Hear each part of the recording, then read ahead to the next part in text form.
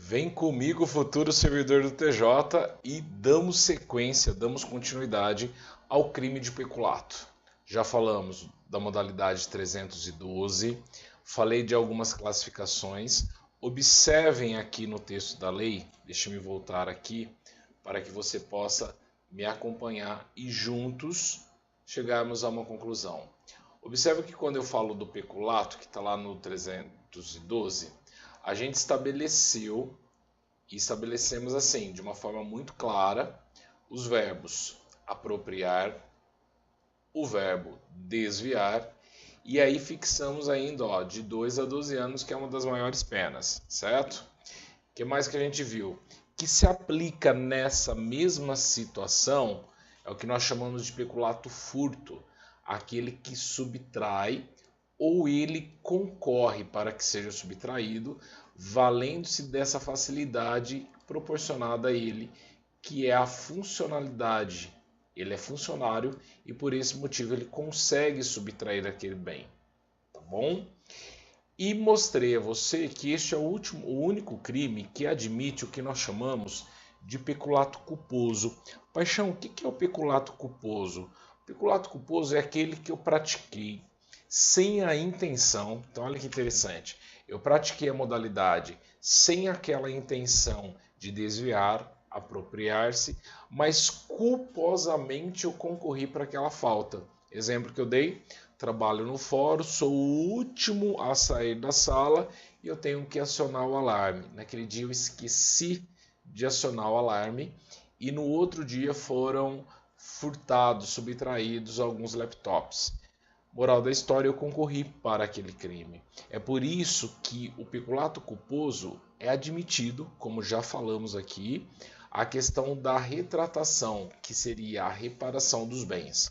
Se você observar de uma forma bem clara e objetiva, aqui ele fala assim, se o funcionário concorre, olha que interessante, ele fala assim, se o funcionário concorre culposamente para o crime de outrem, aí ele fala detenção de 3 meses a 1 ano, e observem que aqui nós não temos multa. Ele fala só detenção de 3 meses a 1 ano e não coloca o quesito multa, tá certo?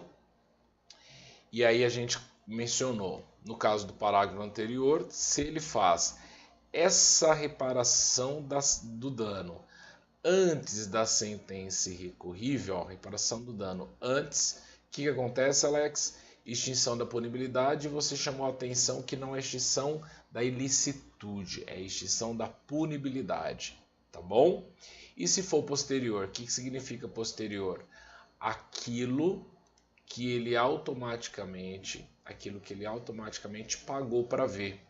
Então, nessa hipótese, reduz para metade. Alex, por que você usa essa expressão pagou para ver?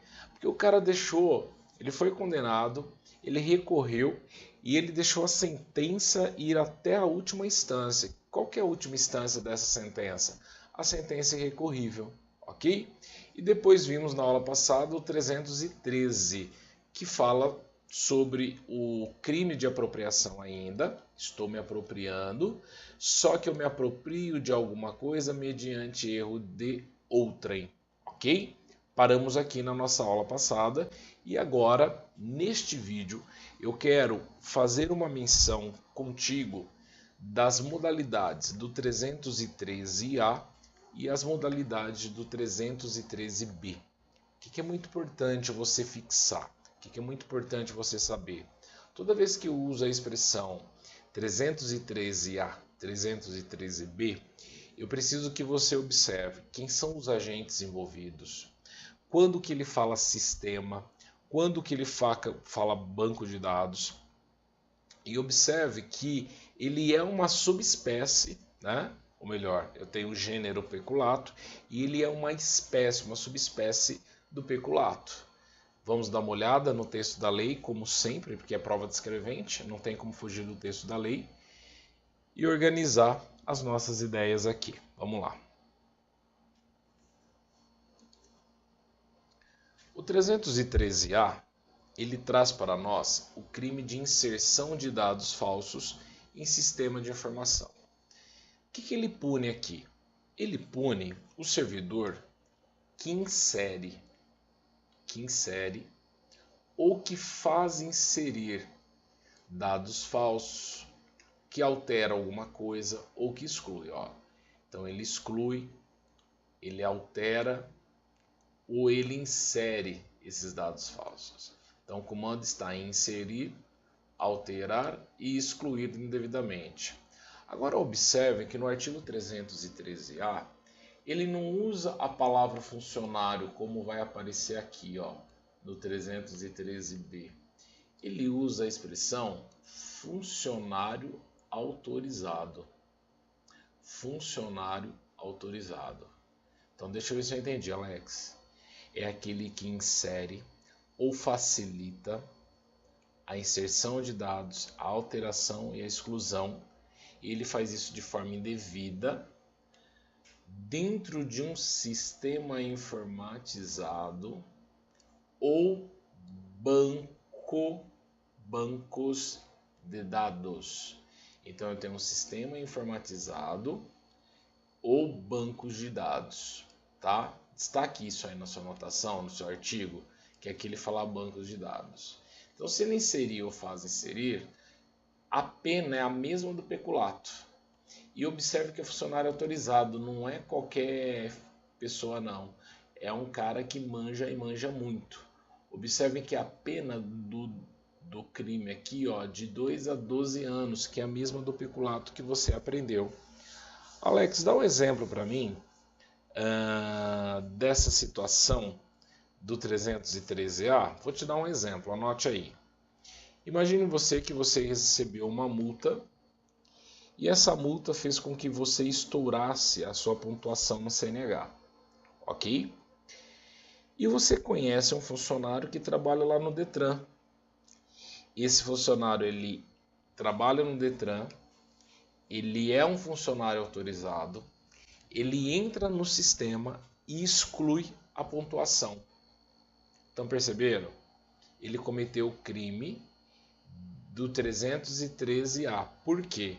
Porque ele entrou em um sistema, ele entrou na base de um programa de bancos de dados, que lá estavam todas as suas informações relacionadas à multa, e ele excluiu.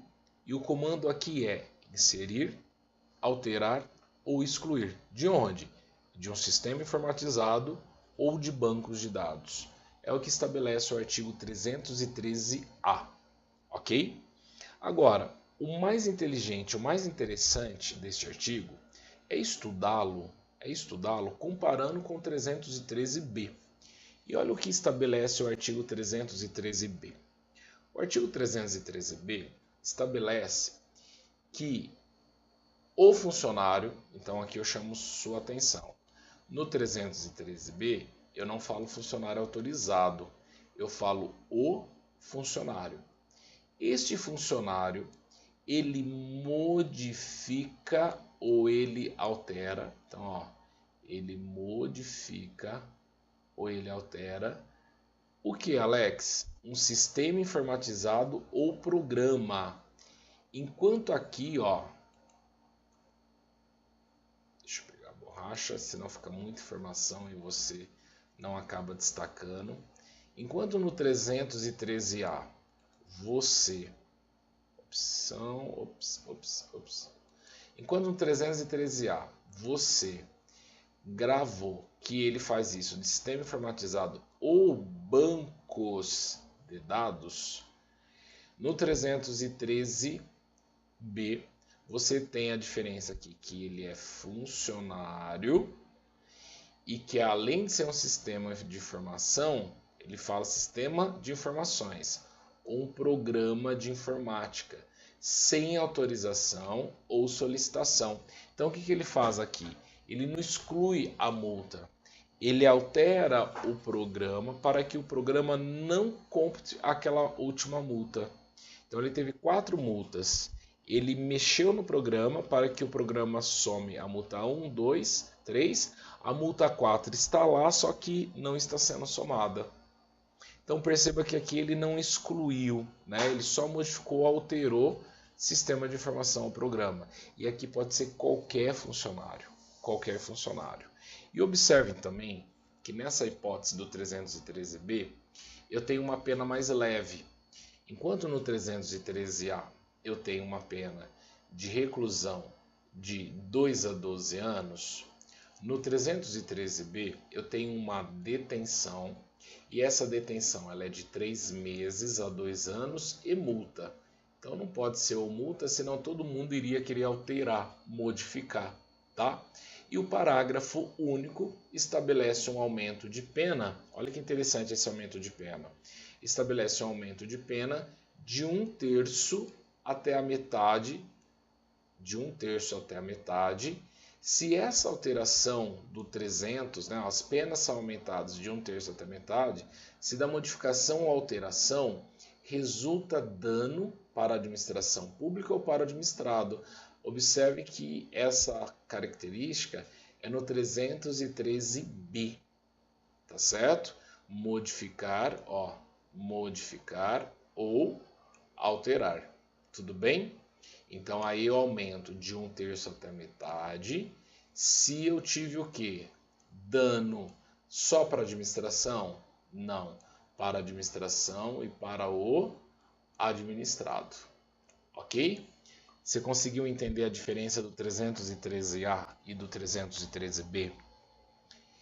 Então para agora, leia de novo o 313A, o 313B, construa essa tabelinha modificando, né, e destacando onde tem funcionário autorizado, onde que tem funcionário, onde que tem a qualificação da pena e aumento da pena, que é no 313B, e vai fazendo as menções aí.